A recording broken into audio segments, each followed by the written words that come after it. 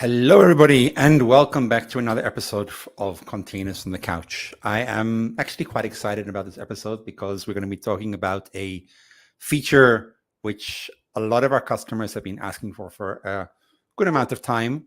And I'm happy to have Amit Gupta, who is a principal software engineer in AWS. And I'm going to allow him to introduce himself because he can do it much better than I can. Today, we're going to be talking about App Runner and private services. So, Amit, please take it away. Hello, everyone. So this is my first time here, so I'm really excited to be here and talk about App Runner and the new feature that we have launched, private App Runner services. So really excited about that. I'm a principal software engineer at AWS. I'm working in AWS App Runner team for last 2.5 years now. I joined Amazon AWS in 2011, and I worked for a couple services in this time before joining AppRunner. So I worked at AWS Elastic Beanstalk for quite a bit of time, I think 5, 6 years, and I worked for Elastic Load Balancing for 2 years. Current focus is on AWS AppRunner. So I'm based in Seattle. So that's about me. Awesome. Thank you very much, Amit. And my name is Meshail Casing. I'm a developer advocate on the container services team based out of Israel. Yes, it's a tiny bit late at night, but that's what life is. And welcome to everybody joining the show, coming back. And one of the things which when I put out a tweet for this, for the session or the feature that we released a couple of days ago was the fact that I find this is the easiest way to run a container in the cloud. And I think you might agree with me. Can you explain first? Let's go into what is App Runner, why do we need it, how can people use it, and then we'll go further down into the details. Yeah, I think that's a good starting point for this conversation. So App Runner, in one line, I can explain this is a more simplified and highly abstracted experience for running web applications on AWS. So what I mean with that is there are two terms, abstracted and simplified. So when you run a web application on AWS, there are like multiple things involved there. Like you want to have compute. It can be containers, or it can be EC2 instance, but where you want to host your application. So that is the first part of it. But that's not enough. Like you want to have an endpoint at which you can make some request, like API endpoint. So there is some sort of load balancing involved. There is some sort of as you send traffic to your application, there is some sort of auto scaling involved, because you want to make sure that you have sufficient capacity all the time when your application is serving traffic. Now, when you're deploying it as a container or EC2 instance, there is aspect of taking your code, which you're a developer, you're basically building an application. That's your code. Taking your code, compiling it, building it, and running it on the compute. There is aspect of that. There is aspect of uh, security. There is aspect of networking. How does your app connects to a let's say a database or elastic cache cluster? So there are so many aspects of infrastructure that is involved in running an application on AWS. And the most traditional kind of way of doing things, or the people have been doing things by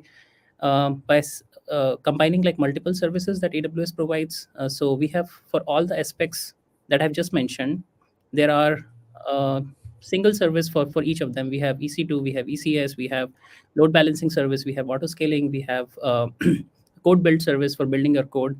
So when customers run their applications on using all those services, they have to stitch together all those services together and run an application on AWS. But what that means is that you have to learn and understand all those services, and they're very like, if you go deep down on that, there are a lot of functionalities in those services. So once you learn that and run those applications using all those services, you get the flexibility to customize each of those services. So you get that. um, However, a lot of customers have said that I think they want AWS to take care of like all those aspects, and they want to just run their code on AWS. So AWS take care of security, availability, running it on AWS, auto scaling, load balancing. Or what they need is just an endpoint where they can just send requests and let AWS take care of everything.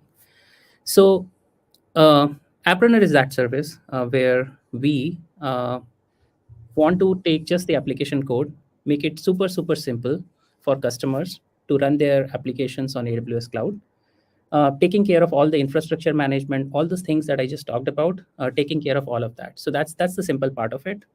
And there is an abstracted part of it is that well, you can still combine those services, but they're still running in your accounts, all the resources that are running in your accounts. So we want to abstract away all those nitty gritty details of running an applications away from you and give you things that matter to you. So when you run an application, metrics matter to you, logs matter to you, all those details which are important to you, we want to provide you that so that you can troubleshoot your application and see the problem. So I think that is what Apprunner is. It's a simplified version and abstracted experience for running a web application on AWS Cloud. And thank you. So the first question which came up, we said we're trying to abstract everything away from the customer and make it easier for them to run. But some FKCAN 786 asked a question, which I'm going to put up here on the screen as well, is this customer is always responsibility for the infra that they spin up. So the answer in this case, I think it's not really the infra. In this case, for Apprunner, we're talking about only the fact of your application and the Docker container or the code that you write. Everything else, which is managed under the end, the hypervisor, which runs the container, the infrastructure underneath, the pipeline, which is built in the background, all of those things is part of the service and it's managed as a service. Those are things which AWS is responsible for as part of the shared responsibility model. And the customer themselves is actually responsible for their code inside the container or inside their GitHub repo. Is that correct? Yeah, that is correct. I think that is true. So when I was comparing the example of running the applications with all these like other services such as load balancing, I think you're basically combining all those services together. But with respect to Apprunner, you're providing a code and letting the Apprunner take care of the infrastructure. So I think the shared responsibility it's owning up all the responsibilities of even load balancing, and like certificates and TLS termination. All those things are taken care of by Apprunner, and all you care about is that the code. If you're starting from source code, we'll talk more about it. If you're starting from source code, it's the source code that is your responsibility and which is your focus, and everything else is Apprunner's focus. Perfect. So Apprunner has been around for about a year and a bit. It's a relatively new service, and we are here to talk something about what we call Apprunner private services. So let's go back a tiny bit before. What was before private services and why we released this feature? Yes. So I can go. So we can talk more about talk about the networking. So Apprunner launched last year, I think May 2021. So at the time of Apprunner launch, we supported public ingress and public egress. And what that means is that I can share my screen and probably explain this through diagrams. I think. Okay.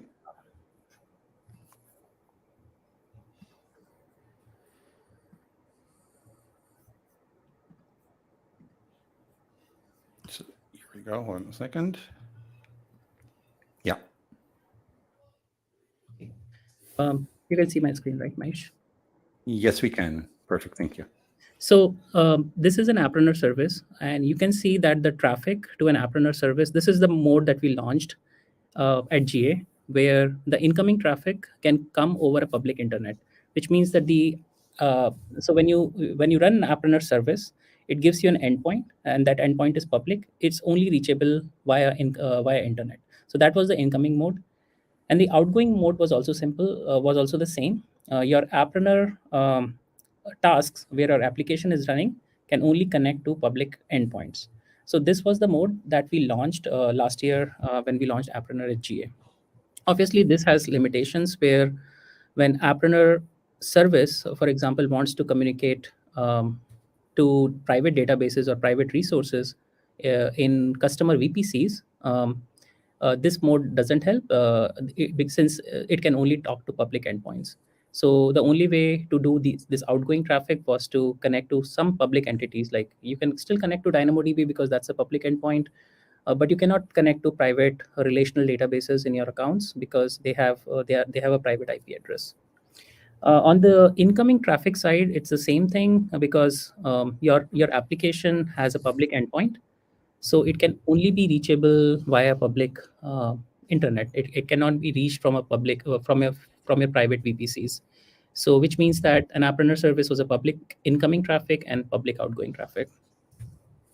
Now, in this year, earlier this year, in February 2022, we launched a feature in App Runner which allowed the outgoing traffic to connect to private resources in your VPC. So, which means that allowed the capability to connect private resources such as databases, cache clusters, um, or private endpoints, which your app runner service can connect to.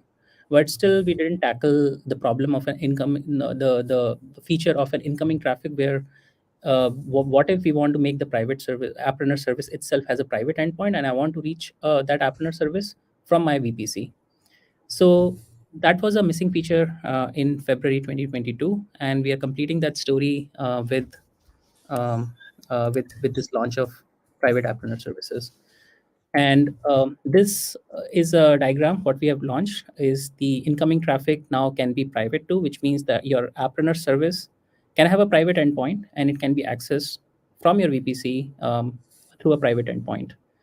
Now, so this diagram is still showing outgoing as public, but you can combine both of the features and you can get an architecture like this, where your incoming traffic can be private too, and your outgoing traffic can also talk to private resources in your VPC.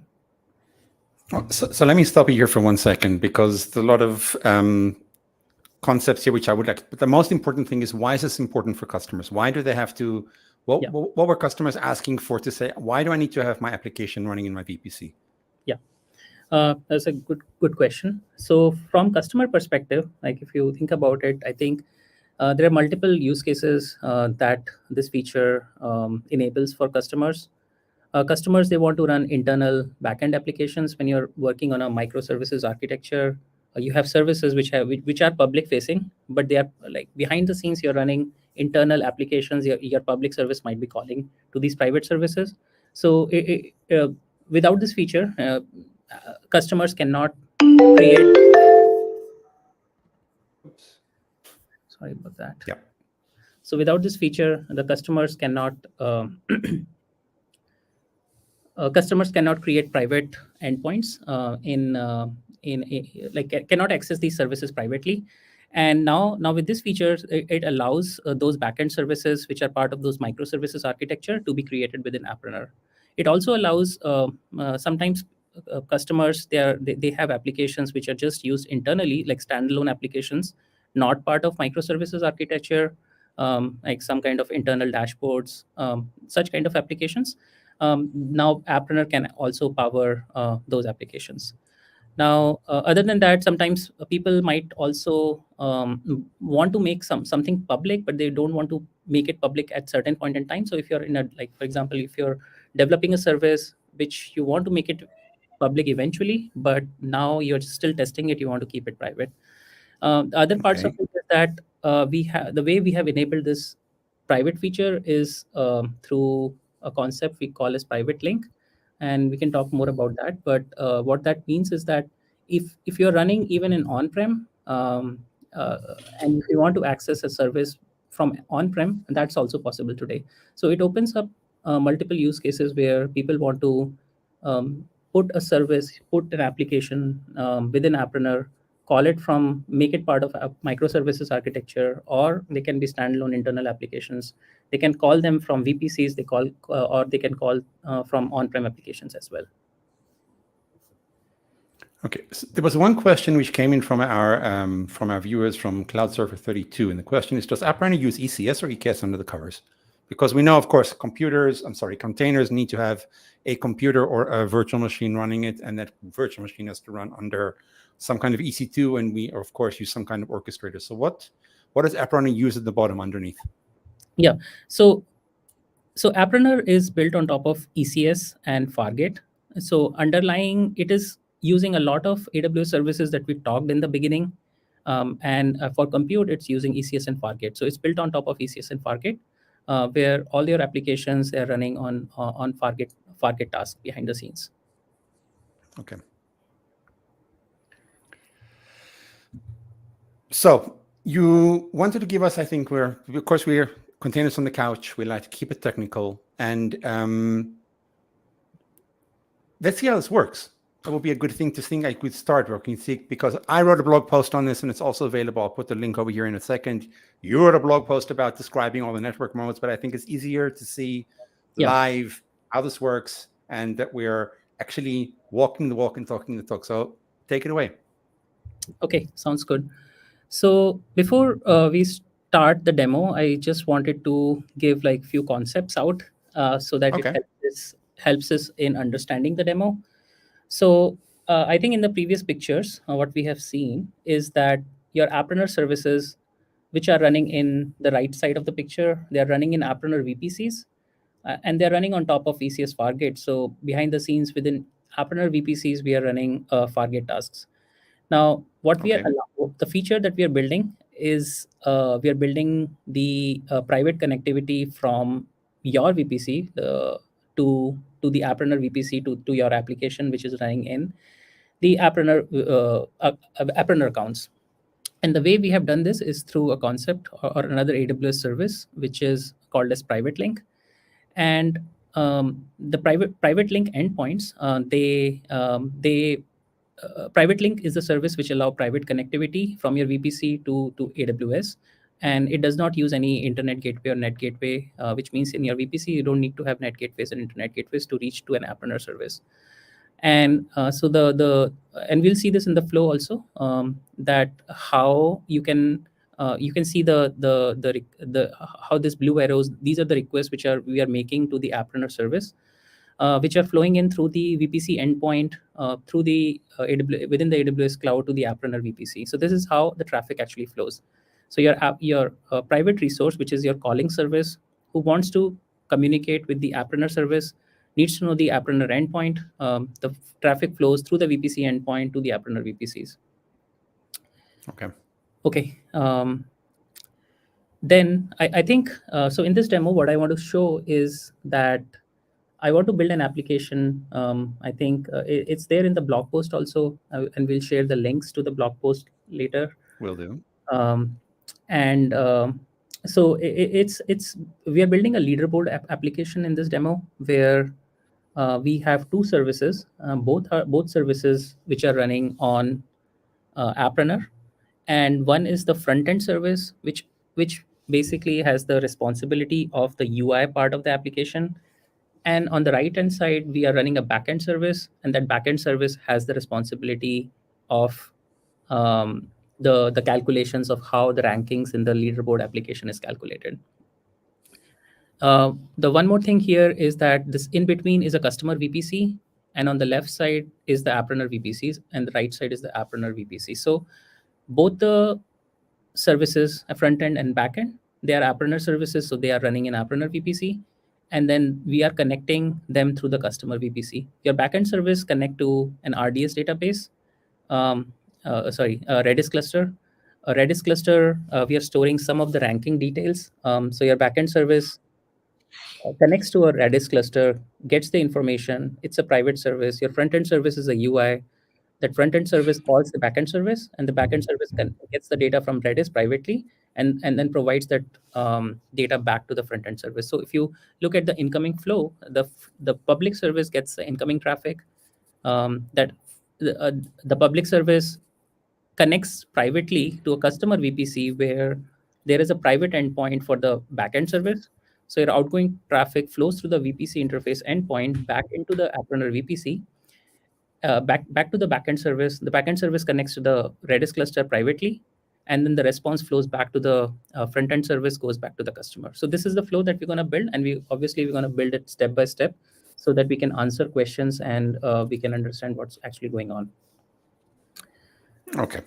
So there's two questions which came up, and I would like to address them for a couple of things. There's a couple of questions that are coming in from other people. So the first question which came in from,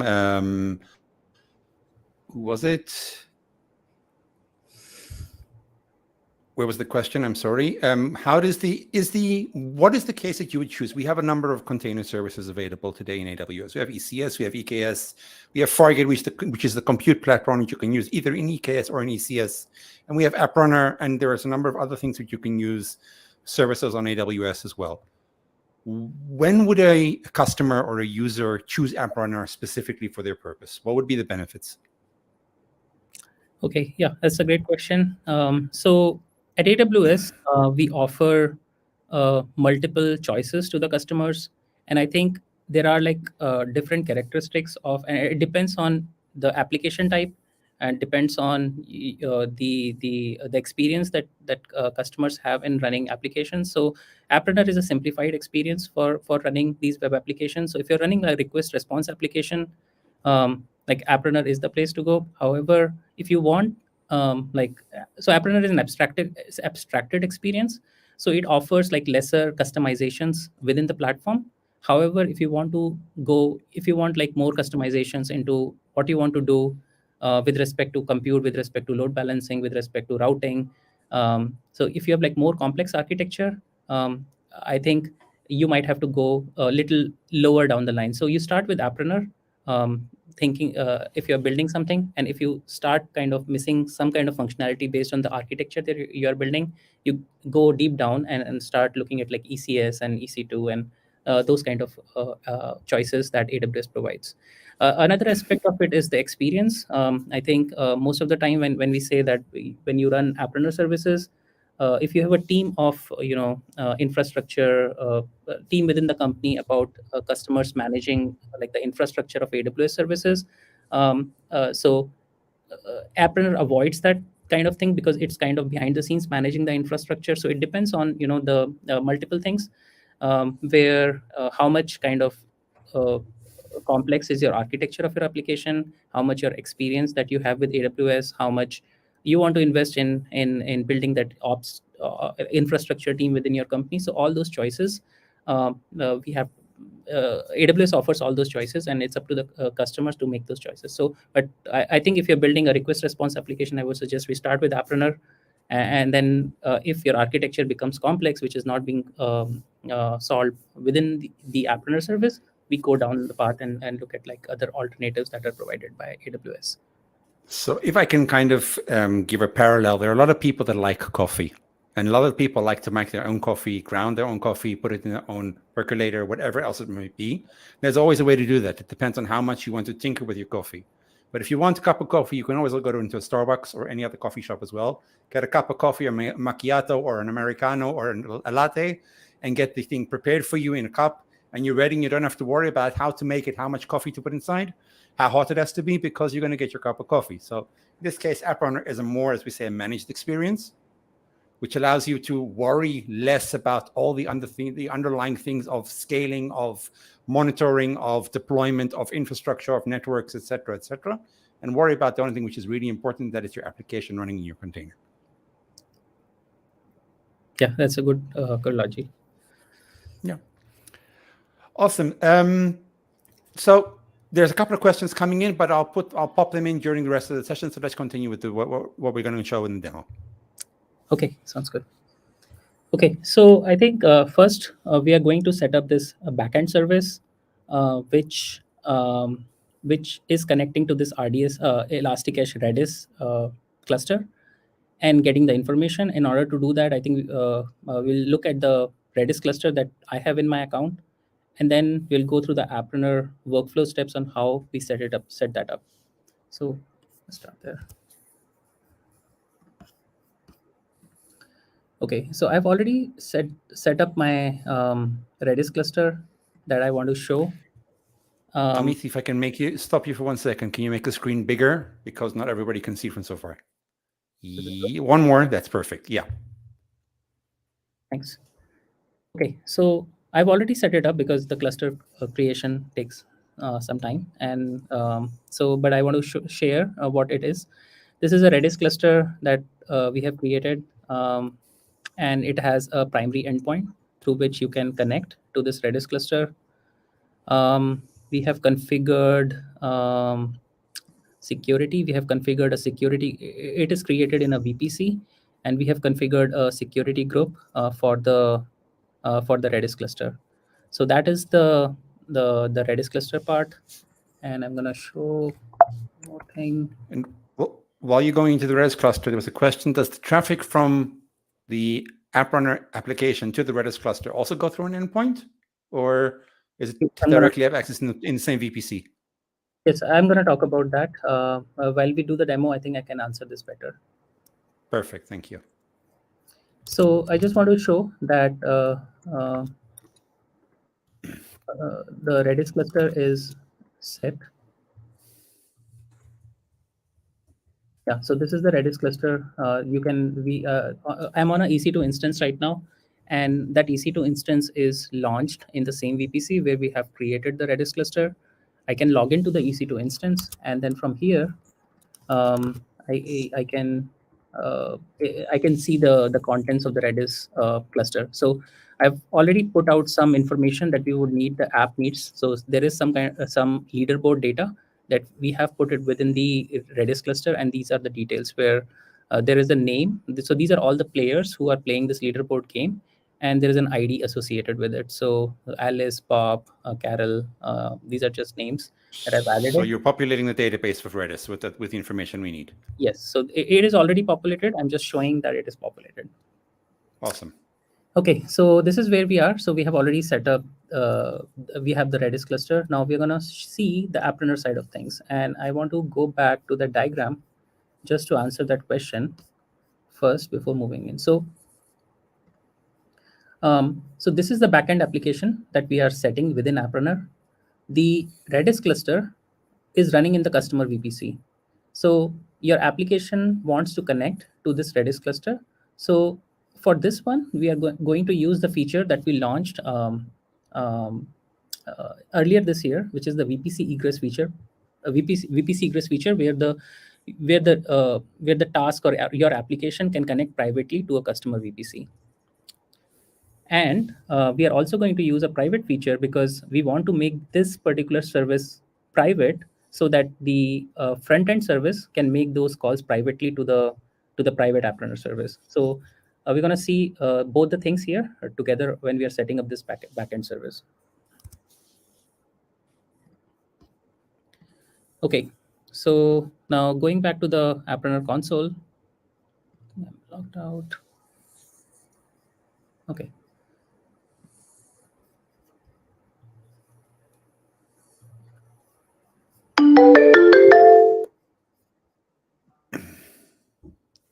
Okay, so this is the App Runner console where the first thing that we ask from customers where they want to start from a source code repository or a container repository. In this case, I'm going to start with a source code repository. Okay. And when you start from source code repository, currently we have an integration with GitHub. And I've already set up my GitHub account connected my GitHub account to App Runner. So it can look at all the repositories that I have within my GitHub account. If you're not, you can just add new, and you can add a new connection to your GitHub account from here, from this add new thing. Okay. But for this this is very convenient because almost everybody uses GitHub today. So yeah, yeah, it's pretty simple. Like you just have to add new, and the console actually walks you through that process of setting up that connection. logging in and setting the permissions. Exactly, it's very simple. Yes. So for this one, I'm going to use the AppRunner backend application. It's already selected here, and the branch main. And I'm gonna click next. And there's a runtime. I'm using Python 3 for my application. And there is few things that I have to put in, which is the build command, how to build my code, and how do I start my code, and what support you want to run the application. So, okay.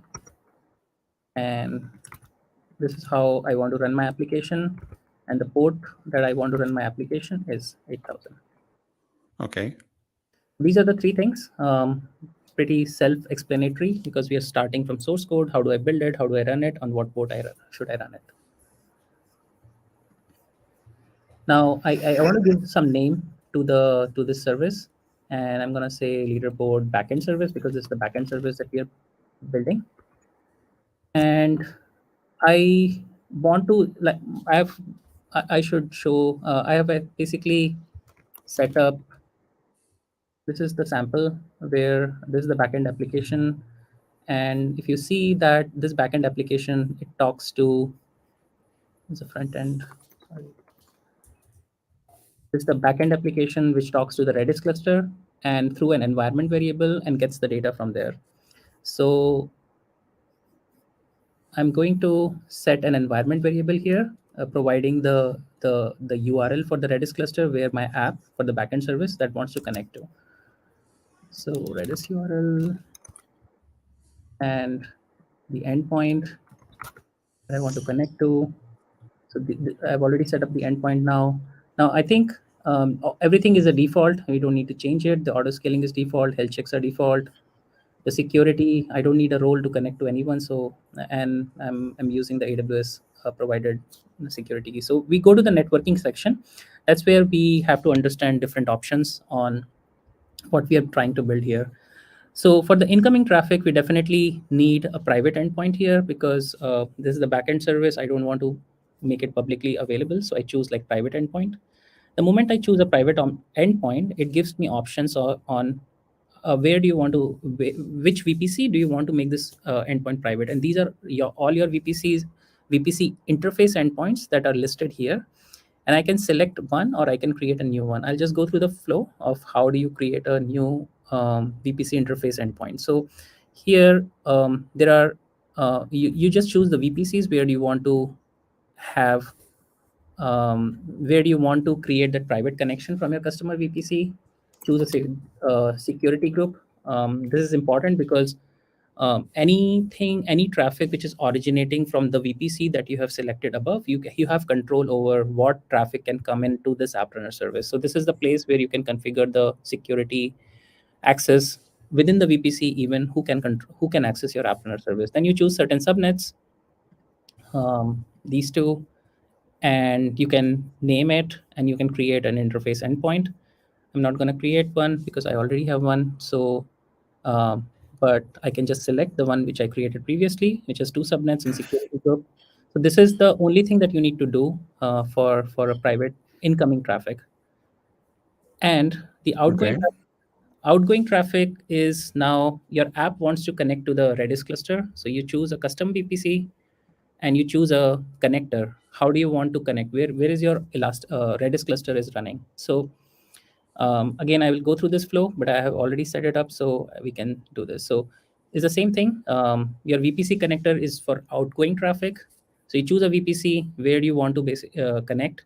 So I want to connect to a Redis cluster, which is running in this VPC. I select certain subnets, um, select these two, and security groups, which means that what all traffic is egress. So it's the other way around. So you choose a security group for this, and you create a connector, and you can select. So now I've already created one, so I'll just select that one. So you can see that the connector that I have created egresses to this VPC, have these subnets, and have this security group. So all this is Okay. needed for setting up all the networking ingress and egress for this backend service. And I'm gonna just click next, and that's it. And you say create and deploy. So now this service will be created in progress, though I've already set up a service which is the same thing, which is already running. So I'm gonna just Okay. all my operations on this. So this is a service. And and we can already see also in the console as well what kind of traffic, if it's incoming traffic is private or public as well. That will also give you some kind of view for the customer to see how that's Yes, actually working. yeah. So I'm gonna show the same thing. So I can go to the configuration section of this console and go to the networking section, and you can see that these are the settings that we had selected when we were creating the new service. A private endpoint, which VPC interface endpoint that you want to use, which has the VPC details. The outgoing traffic is the Redis connector, which VPC subnets, security groups. This is the same settings that we just selected when we were going through the create flow. Now, how do I know this service is private? It says that it is private, but let's just check it out. So if I can Okay. go to this URL, well, I cannot access this service. So it definitely means it's not public, but we want it to. see. Can you just make the screen a tiny bit bigger in the terminal so people can see, if that's okay? Yes. Is it better? One more, if possible. Yes. Yeah, it's better. Okay. So So if you're you running a query command from where? From your Mac at the moment? yeah, I'm trying to resolve the IP addresses and trying to see if they're public or not public. So this is the Okay. URL that your app runner service gets, and I'm doing a dig command on this URL, and you can see that these are all 10.ip addresses, which are not accessible from public internet where I was trying to access this before. So that makes sense because it's a private address. I cannot access it publicly. So it definitely is not public. But can I reach it from my VPC? I think that's the part we have to check now. So what And we prove, do, of course, yeah. so that is, yeah. So what we do is that we go to EC2. I'll go to the same EC2 instance I went before and try to see if this URL, can I access this URL uh, from here. So if you can see that, when I send a curl request, I get a 200 OK. Yeah. I can reach it. I can see the data that this service is talking to this, what we saw in the Redis cluster, and is giving me Yes. the data that it is providing. So this is the backend service. We just set it up with a couple settings in the networking section of console, and we are able to, with a private endpoint visible in your VPC, and from your VPC, you can access this service. So yeah, so this is the private service. Now I think we are gonna do uh, the the the uh, the public service, which is the front end service part of it, and try to see how to set it up that. And just for recap, I'm gonna go back to those diagrams that I had. Yeah, please. I think it'll give more clarification. Yeah. So until now, what we have done is that we have a backend service, which is talking to this Redis cluster, and it has a private endpoint in a VPC, which we were able in your VPC, which we were able to access through an EC2 instance in this VPC. Now, what we are going to do is that we are going to set up this another front end, which is on the left side of the picture, front end service, which will be a public service. And that public service, now instead of the EC2 instance calling the backend service, this public app runner service will call the backend service. And we can see, because the front end service is public, we can see it on the browser, how that UI, how the UI for this application looks like.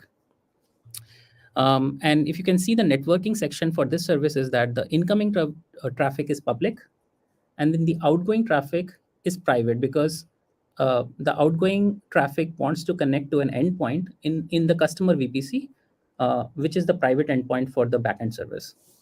So let's go back to the App Runner console and try to map these things in the App Runner console. Okay, so it's the same thing. I start with a source code repository through the GitHub. And in this case, I choose a different repository, which is a front-end repository, choose the branch main, and I'm going to show you the code for the front end.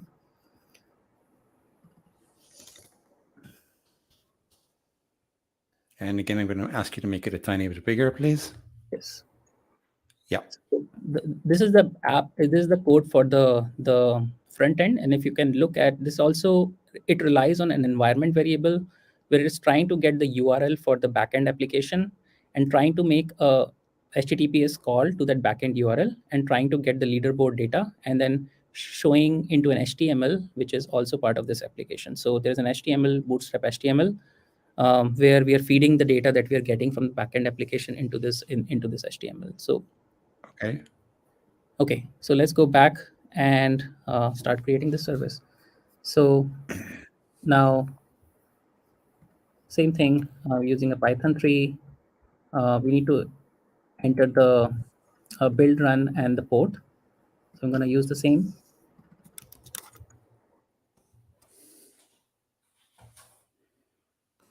And the port is 8000.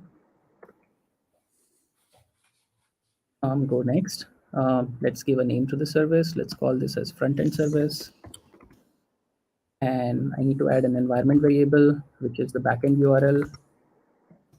And I want to give the URL for the backend application that we have set up. So this is the URL, and these are all defaults. We keep them defaults. Go to the networking section. Now here we want the this front-end URL to be public endpoint. So we choose the public endpoint. For the outgoing traffic, we want a custom VPC because your app wants to communicate with a private endpoint in your VPC. So Correct. we use the same VPC connector because that's the connector that we have that connects to the VPC in my account. So, and it has a security group, and that's it. I think we just go and I would just create the service. So now this creation is in progress, and I'm gonna go back because I've already set it up. So I'll show you the front end service and show its configuration. So the configuration, it has the same backend URL as this, which we set it up. Okay. And if you go to the networking section, it has a public endpoint talking to a custom VPC and using the connector to connect to the private endpoint. Now, So because it's a public endpoint, I assume this would be something which, if you would click on the link, you would be able to get something from your browser. yes, so this is what we are. Which So you are, now, yeah. now we have the browser, and you can like refresh scores here. What that means is that for every refresh, we are calling that backend, trying to get the rankings for all these players that we saw in the Redis cluster. And the backend Yeah. service right now is just randomizing these names and then giving you some scores. So that's why every time you click these, the order of these names is changing because that's the logic that Okay. built into the backend application. The front end is simple. It's just calling the backend, getting the data, and showing you in the HTML. So yeah, and one more thing I want to show is that we can do the resolve on this URL like the way we did it on the other URL. Just to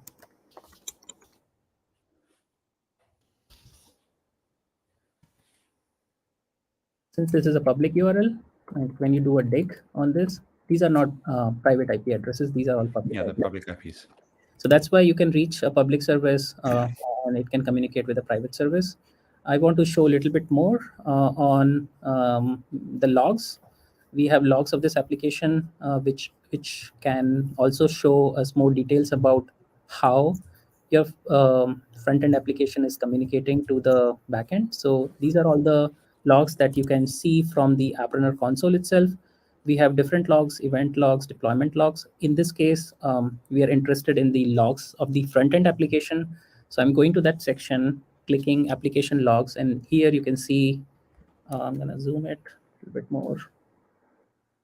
Here you can see that it's trying to make a connection to this backend URL that we have configured, and it's trying to get the data from that backend URL and then showing it to the browser. Yeah, I think that is. So I have a couple of questions for you. So assuming this is fine and all working, but in the meantime, as you said, there's a couple of options. For example, one of the things you mentioned before was the fact of developing in private, doing testing, and then Yes. afterwards opening it up to public.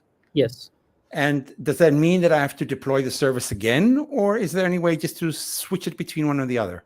Yeah, that's a good question. So I think we don't want to customers because there's a lot of things involved. Even if you're setting the app runner service, we don't want customers to set up another service just because they made a decision to make it public or private.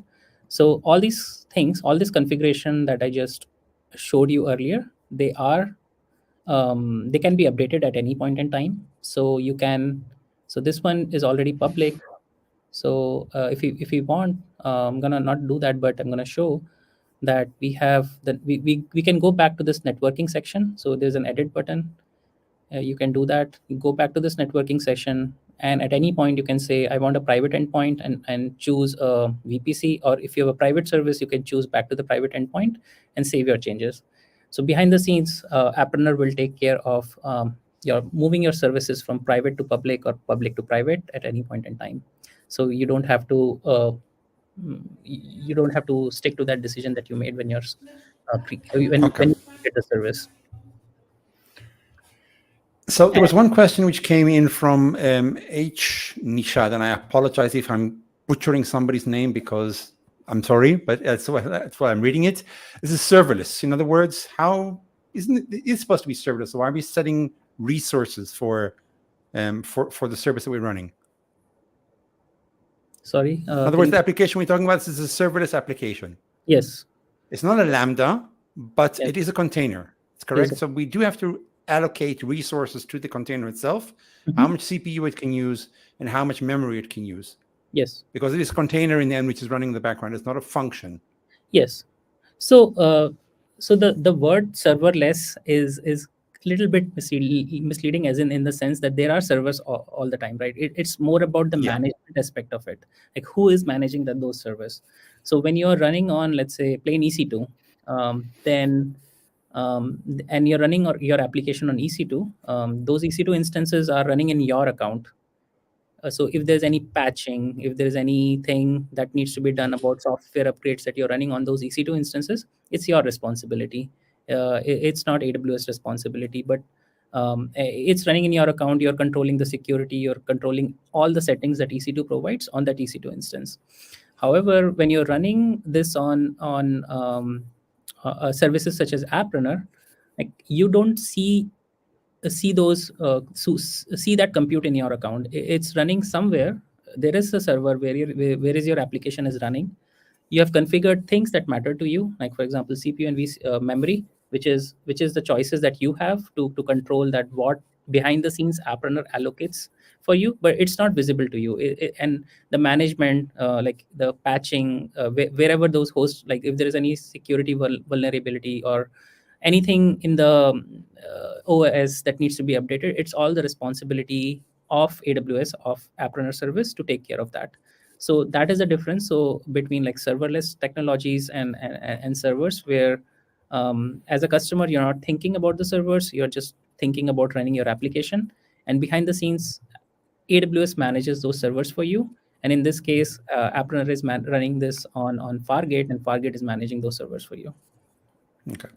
So Nishan made another question, which I think was more to more clarify. How does this scale? In other words, we're deploying one container. And this is one of the things which I also personally love about AppRunner is that it Yes. scales amazingly fast. Yes. So can you explain to a bit how that actually works? Yes, yeah, sure. Yeah, so the question is this: that how does the scaling in Appreneur works? So I'm gonna Yes. go through this UX little bit to more understand from the customer experience perspective, and then I'm gonna explain how actually it works. So when you configure auto scaling in Appreneur, I think there are three settings that as a customer that you have to configure. You say that I want minimum how many instances that you want, maximum how many instances that you can go up to. So minimum is to make sure that you have like available capacity, that much capacity all the time to handle the sustained amount of traffic that can come in. But And the obviously minimum is one, correct? yeah, Today. today it is one, but you can configure to whatever you want. The maximum is the maximum number of instances that you can grow up to. So and in between that min and max, the scaling is taken care by app runner, and that depends on how many requests that your application which is running on app runner is taking at certain point of time. And that's the setting that controls that number of instances, is the third setting, which is concurrency. Now, in this example, you can see it's 100 requests, and that means that if your container is getting 100 concurrent, you're defining what is the maximum number of concurrent requests that your application can actually take without overloading the capacity that you have choose upfront. So so you configure that number, and now what Appreneur does is that at all the time it observes the traffic that is coming to your application, because whether it's public or private, it doesn't matter. It So for example, let's say if you are getting 200 concurrent requests, which is served by your application, and you say that there are 100 concurrent requests that can be served by one instance. So behind the scenes, Appreneur will auto scale to two instances, because it knows that okay, your one instance can handle 100 concurrent requests, but your other instance, you need like two instances because there are 200 concurrent requests that are coming in. So behind the scenes, once you define these simple settings, Apprunner takes care of making sure the calculation of what is the traffic that your service is getting at this point in time, and then automatically scaling the number of instances behind the scenes. So, and obviously this number that you have to configure, 100 is the default, but this comes from the testing of your application. So when you're running a compute container with the configuration that you've selected here, 1 vCPU and 2 GB, you try to load test that particular container and make sure that, okay, this is the number I can configure for my for App Runner to use. Because there are trade-offs in choosing the values. When you make it like too high, which means that your container can handle like more number of requests, will scale less, you'll have less capacity, versus when you configure is less, you will have like more capacity. And less capacity versus more capacity, it depends, it comes down to pricing, because when you have less number of container instances, you're charged less, and when you have more number of container instances, you're charged more. So this particular setting you can control and evaluate the what is the right setting, so as you can achieve the performance, and with and you can also optimize your cost. Awesome. We have another 8 more minutes left. There's two things I would like to ask. Firstly is the fact of when we do provision this, we are provisioning what we call a VPC endpoint into the customers. The customer is provisioning that into their account. Yes. VPC endpoints do have a cost allocated to them. You pay per gigabyte traffic transferred. The whole pricing page is over there available. You'll be able to see that in one of the blog posts, which I posted here before. I'll post them back again. So I assume that some customers would not like to provision a VPC connector or a VPC endpoint for every single service. Yes. In order to save money and to make better use of the resources inside their account, they might want, is it possible to use the same VPC connector for more than one application? Yes. Yeah, I think that's the point I wanted to also call out, is that in this, I have a picture for this, and it's on the screen, where you can see that in this picture, we are running two Apprunner services, which are running in Apprunner VPCs. And these services, they want to be accessed from two private resources, which are running in the customer VPC. So there is a blue arrow and there is a green arrow, and you can see that the traffic to both the services, it flows through the same VPC interface endpoint, and it goes to the Apprunner VPC, where Apprunner takes care of rerouting that request to the correct Apprunner service. So yes, it is possible to share the same VPC interface endpoint with multiple Apprunner services within the VPC. So VPC interface endpoint is a way of private communication between the VPCs. So as long as you can share the same communication channel, obviously VPC interface endpoints have limits and throughputs on how much data that it can be passed through that VPC interface endpoint. They are zonal, so you configure the subnets associated with the VPC interface endpoints, and there's a pricing based on that on the number of VPC interface endpoint that you're creating and number of zones that you're selecting based on that. So you can look at the VPC interface endpoint. A single VPC interface endpoint is capable of handling a lot of requests. There are numbers on the private link, I think private link documentation page around that. So yes, it is possible, and I think what I can I think in the Apprunner console view, I can also show that how it looks like. When you go to this networking section and choose a private endpoint, let's say if you're creating a new service, the UI will be the same, and we will list down all the VPC interface endpoints which are for Apprunner in this account, and you can keep selecting the same VPC interface endpoint, and that will work. Awesome. So just let's recap before we close off today. Apprunner private services is now available in all the regions where Apprunner is available today. And you can use it as part of the features that you would like to do to make applications which are private to your VPC, which have different requirements based on what your needs are. You can use it from connecting to on-prem, things which are only running privately in your VPC, based on your needs and based on your requirements. There's two blog posts which I posted here, which are available that you can see. It'll also be back in the show notes afterwards. The one last thing I would like to see is Apprunner is a new product, as we said. And the feature over here, which we released today, or not today, 2 days ago, was one of the features that our customers asked for. And as we all know, AWS bases more than 90% of their features which we released are based on customer feedback and requests coming in from the field. So if somebody would like to propose a feature, or they have a question, or they have an issue that they would like to raise, and there was one other question before I get there, before I put that in there, there was one more question before we finish, was can AWS code pipeline be used to deploy something in App Runner? Currently, I think we don't have an integration with code pipelines. However, like there is inbuilt pipeline within AppRunner itself, because you are pushing a code, and we support automatic deployments. So even the code pipelines part of it, right now it's not integrated. As long as if your like existing applications are integrated with code pipelines, I think I can see that feature request, and I think something that it's a feature request for us to have that support within code pipelines. But if you're just running your applications within AppRunner takes care of like automatic CI/CD. So you just push your code and automatically gets deployed to the AppRunner service. So you don't have to actually build and run code pipelines to push your code to the AppRunner service. Thank you. The link for our public roadmap for App Runner is up on the screen. It's on GitHub as well. It's public. Please feel free to suggest any features you would like to see, any issues you're encountering. I personally, as I said, I love App Runner because I still think it's the easiest way to run a container in the cloud. Amit, I would like to thank you very, very much for your time today, for sharing the knowledge. Thank you for the blog post, of course, that you wrote, and also giving us more details about how the App Runner and private services work under the hood. Is there anything you would like to say before we close out? No. I think I really enjoyed actually talking about private App Runner services.